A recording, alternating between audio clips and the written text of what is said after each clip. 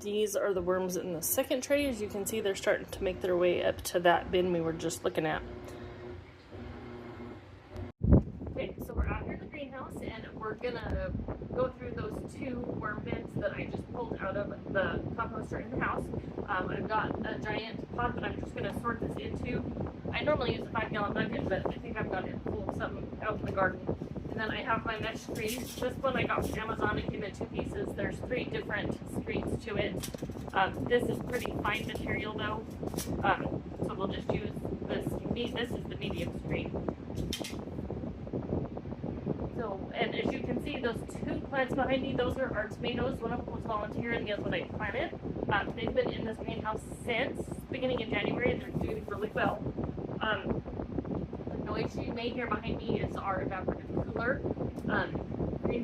Greenhouse growing in Arizona, you have to cool it in the summertime or you can't grow anything in here. It just, I mean, the year before we did all the shade cloth, we hit 150 without the shade cloth in here, and it was about 120 outside, so it's just absolutely ridiculous. Your panels and anything that you in here just won't last. So if you're greenhouse gardening in Arizona, you do have to have your shade cloth, and you have to figure out a way to cool it. Evaporative coolers are a couple $100. You can probably find them on Marketplace or Craigslist or somewhere. You know, pretty cheap. They work really well. Low energy, that type of thing. So we're going to start with our composter. This is one of the bins that I pulled out. If you remember, I did pull out 2 bins. So we've got everything set. I've got my shovel, my screen, and I've grabbed a little bucket just so we can kind of keep it, because I'm not sure how much this is going to be. So this is the bucket.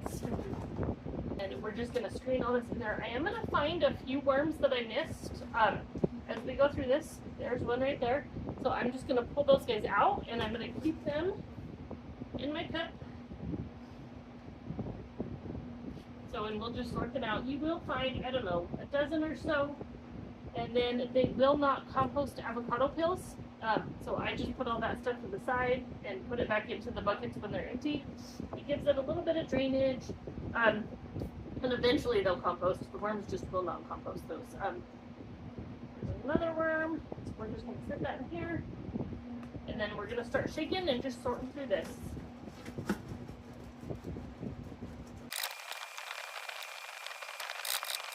And any of the whole bits that I get, I'll just either put out in the big compost outside, or I'll throw it back in for the worms to finish.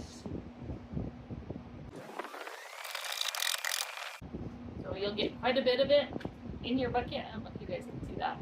And then once I know that there aren't any more worms, I'll just take all this and then I'll just dump it right in there and we'll continue this process.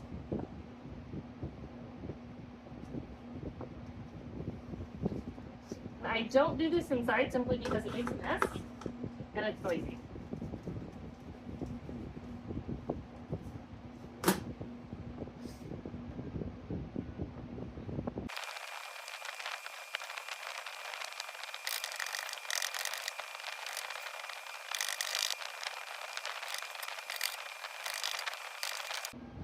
So as I was sitting here doing this, I was trying to think how long these worm bins had been active, and it's been since about February, and we are sitting at April 20th today. So this bin that I'm doing right now is about 2 months old, so it took the worms about 2 months to compost all this. I know that because we had a bunch of flowers that we got at Valentine's Day, and I found some of the leaves in here. So that is how I know how long this one has been in here. I normally don't keep track. Maybe I should. I don't know. But that's how I know on this particular one. I've had this system for pretty close to a year. If you guys want to go back to the initial video when I started, it was there. I got this one from Uncle Jim's Worm Farm. I did pay for it. It wasn't free. I'm not affiliated with them in any way. That's just where I got this one. I had tried to make the homemade ones before and I just didn't like the system. And I'm not sure if it's because I picked too big of containers, if I didn't have enough holes in it, if I just wasn't in the right headspace, I don't know. But I do really like this system.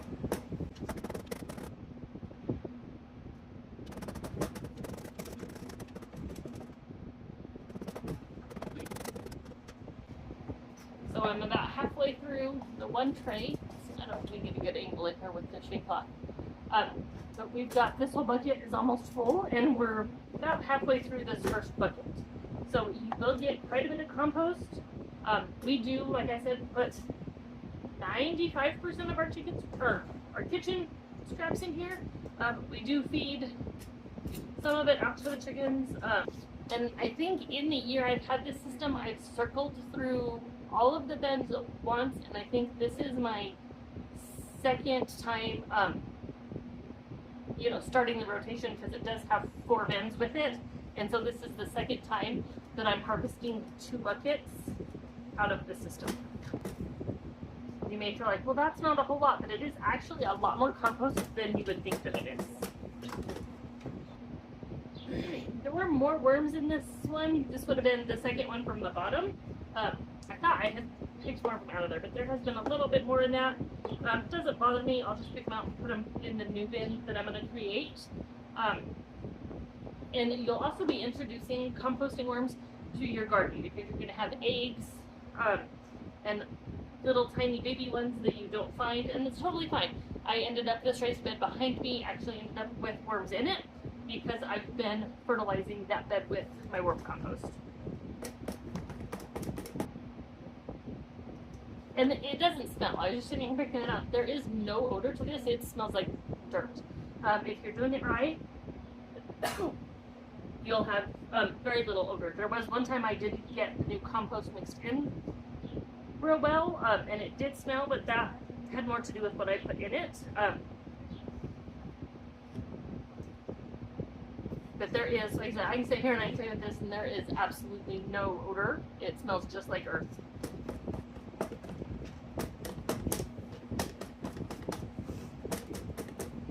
And like I said, those big pieces you find that they may not have got to, this was the flowers for Valentine's. Just put them back in your cup, or toss them in your big yard to your yard compost.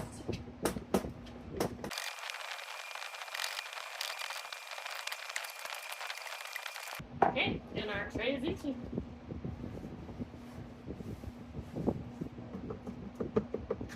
So when I start these, and we'll do that here in just a little bit, I do updates of coconut coir and paper most of the time.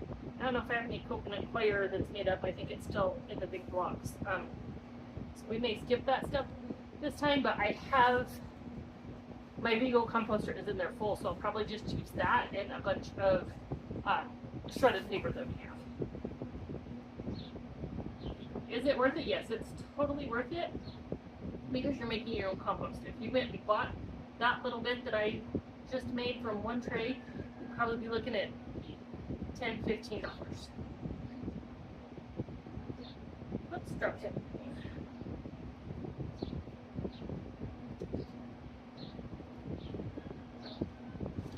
And that's in Arizona. I don't know, prices may be different behind Joe. We don't have anybody local that does it.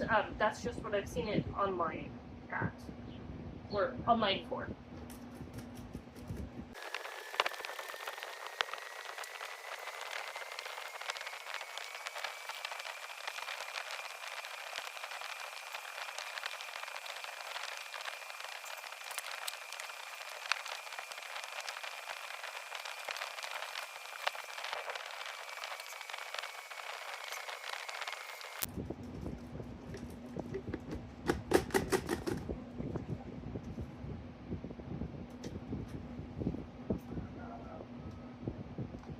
So there's quite a bit of big chunkies in this one.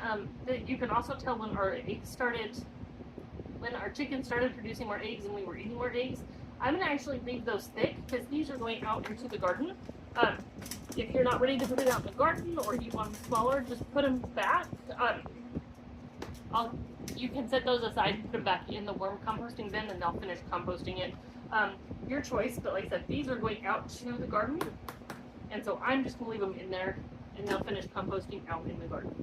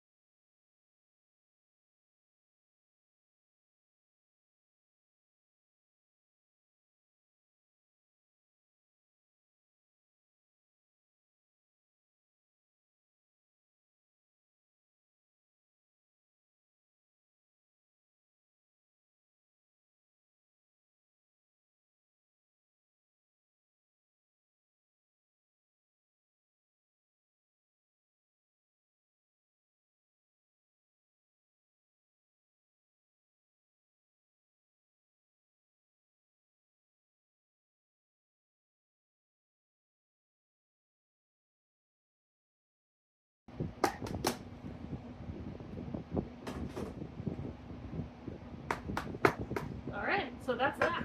We've got an entire bucket. I don't know if you guys can see any of this. Of compost. Vermiculture compost. It'll be absolutely great for your garden. Took me about 35 minutes to go through 2 containers making this video. And just sitting out here. Now we're going to reload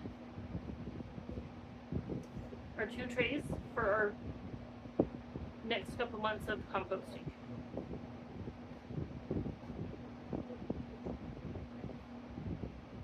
But it looks absolutely perfect for the garden.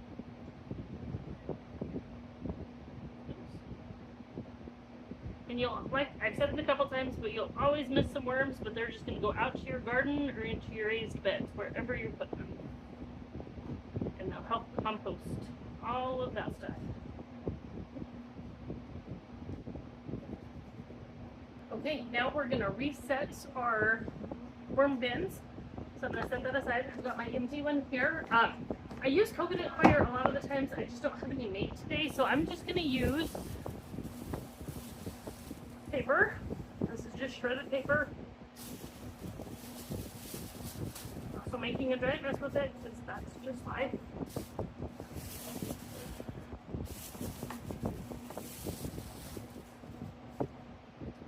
And then I have, this is my Beagle Gardening worm composter, kitchen composter.